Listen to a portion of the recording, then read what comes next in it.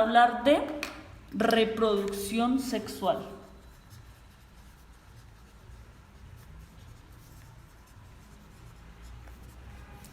Y es que en la reproducción sexual, bueno, esta se caracteriza por el intercambio de material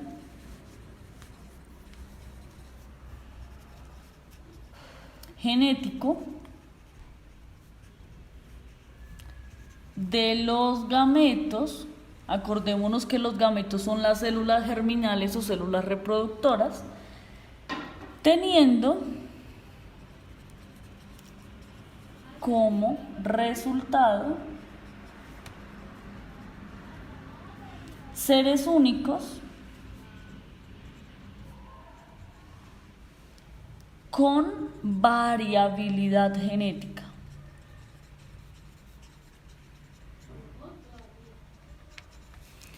¿Qué quiere decir variabilidad genética? Que en este caso estamos hablando de que hay gametos. Quiere decir que tenemos ¿cuántos progenitores? 2. Reproducción sexual, 2 progenitores. O sea que va a haber ADN o información genética de 2 individuos de la misma especie. Entonces, en este caso podemos hablar de una variabilidad. Quiere decir que no va a ser totalmente idéntico como en el caso de la reproducción asexual. Anteriormente hablábamos de que quedaba totalmente igual a su progenitor porque solo había información genética de uno. En este caso, como hay 2 progenitores, pues va a tener unos fenotipos y unos genotipos, es decir, características físicas y características genéticas totalmente variables. ¿Por qué? Porque el material genético proviene de 2 progenitores. ¿Listo? También decimos que en la reproducción sexual hay 2 formas de esa reproducción. ¿Cuáles eran esas formas? Una que era la isogámica, que nosotros decimos que es una reproducción sexual isogámica cuando los gametos son idénticos en forma y en función. Decimos que la mayoría de las algas son las que hacen este proceso o este tipo de reproducción sexual. Ahora vamos a hablar de la otra forma de reproducción sexual, que es de forma heterogámica o heterotípica. Y es cuando nosotros encontramos que los gametos son diferentes en forma y en función. Y acá es donde nosotros empezamos a hablar del tipo de reproducción humana o de la mayoría de los mamíferos. Y es que los gametos, yo por acá lo voy a escribir para que no se les olvide, son las células sexuales o reproductoras. En este caso nosotros encontramos que gametos son 2. ¿Cuáles son esos 2 gametos?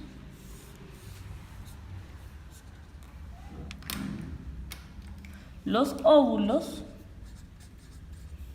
y los espermatozoides. Decimos que los óvulos son la célula sexual o célula germinal femenina, mientras que el espermatozoide es la célula germinal masculina. Y miremos acá atrás, decíamos que son diferentes en forma y en función. Y es que vamos a hablar precisamente de los óvulos. Cuando hablamos de los óvulos, sabemos que ellos son o tienen una forma esférica. Además, ellos son internos. Quiere decir que nunca van a salir, o en un proceso de reproducción ellos nunca van a salir del aparato reproductor femenino. Mientras que cuando nosotros hablamos de los espermatozoides, que son la célula germinal masculina, hablamos que son externos.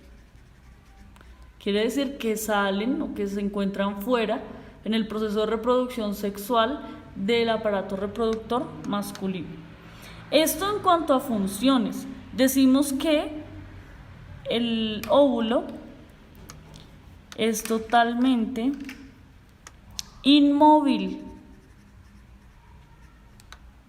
es decir, se encuentran ubicados en los ovarios, ellos no se mueven de ahí.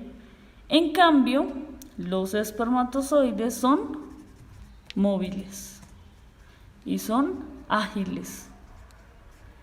En cuanto a tamaño, el óvulo puede llegar a medir aproximadamente como el tamaño de una uva o un mamoncillo, quiere decir que visiblemente es una célula amplia, grande, se puede ver, mientras que el espermatozoide es totalmente microscópico, es una célula que no se puede ver a simple vista. De ahí la palabra hetero, que sean ¿qué? Diferentes. Gametos, acuérdense, son células sexuales. En el caso de la reproducción sexual de nosotros los humanos, encontramos dos gametos: óvulos, que es la célula germinal femenina, y los espermatozoides, que es la célula germinal masculina. Para continuar hablando de la reproducción sexual de forma heterogámica, es necesario comprender otro término, que es la fecundación. Y es que para que se dé una reproducción heterogámica necesitamos este proceso. ¿A qué se refiere este proceso? A la fusión o unión de gametos. Cuando hay esta fusión de gametos, nosotros vamos a encontrar que después de la fecundación se va a empezar a formar ¿qué? Un embrión. Cuando ya se forma el embrión, por acá les pongo la definición, un embrión que es el desarrollo o crecimiento de un cigoto. Quiere decir que primero está ¿qué? Un cigoto. ¿Qué son los cigotos? Es la primer célula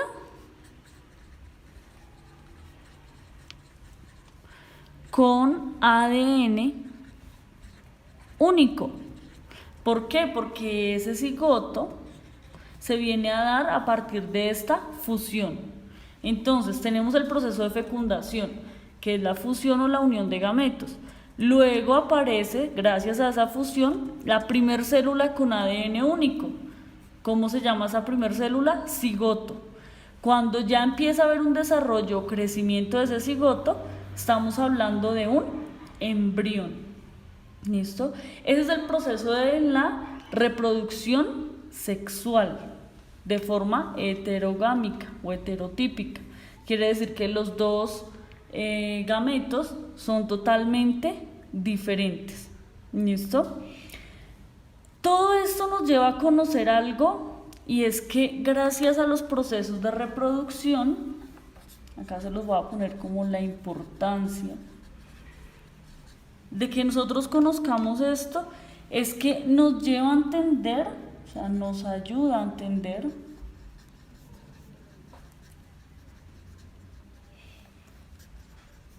los procesos de